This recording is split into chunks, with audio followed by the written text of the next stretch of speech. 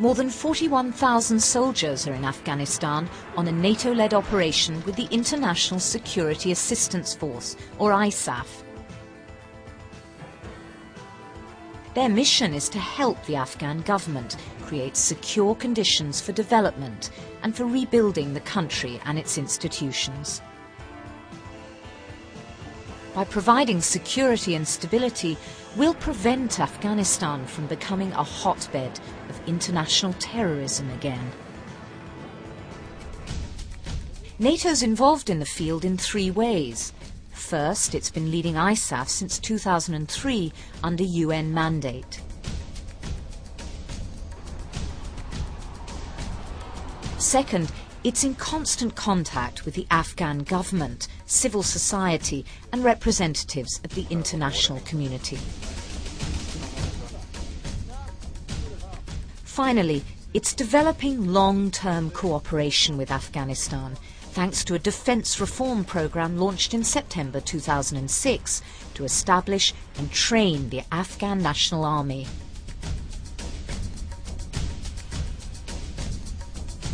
ISAF's mandate has evolved progressively. In the beginning, its purpose was to secure Kabul and its surroundings. Then, in October 2003, the United Nations extended ISAF's mandate to cover all of Afghanistan.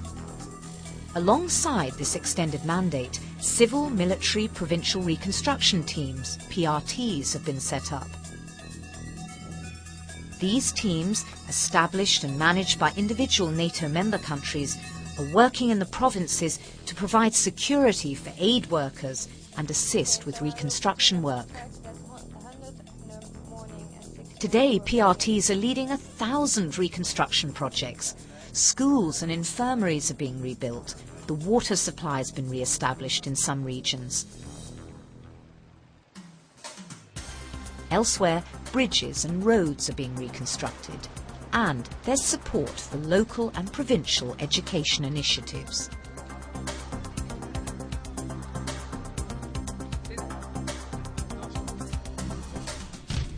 ISAF's also responsible for training the Afghan National Army. This is a cornerstone for stability and security in Afghanistan. The long-term goal is to enable the Afghans themselves to provide security for their country and their people. More than 50,000 Afghan soldiers are now being trained, and small groups of experienced officers and non-commissioned officers are being deployed to mentor and train Afghan National Army units. Each week, hundreds of security operations and patrols are carried out by ISAF, together with the Afghan National Army and the country's other security entities. ISAF forces also assist in disarming the country's militia forces, particularly those using terrorist tactics. Large quantities of weapons and ammunition are being destroyed.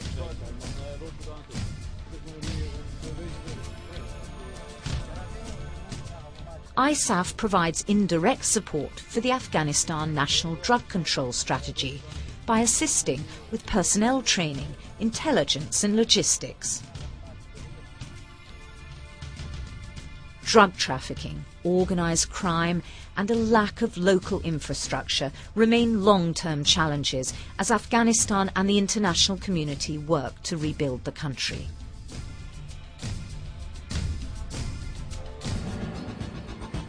NATO's action would be inconceivable without the cooperation of other international organisations such as the United Nations, the European Union and the World Bank. Coordination of civil and military assistance is crucial for restoring security and rebuilding the country. As of early 2008, 83% of the Afghan population had access to healthcare. The economy is growing, the markets are working. Millions of young girls are going to school. Educational structures are being developed, universities are being created. But as everyone knows, a great deal remains to be done. The situation in the field is still difficult. Both civilians, Afghan and international military personnel are losing their lives in Taliban's suicide attacks aimed at destabilising the country and wreaking terror. Now, more than ever, the success of NATO's mission in Afghanistan requires a global approach, combining security with good governance and reconstruction, to give the Afghan people a better future.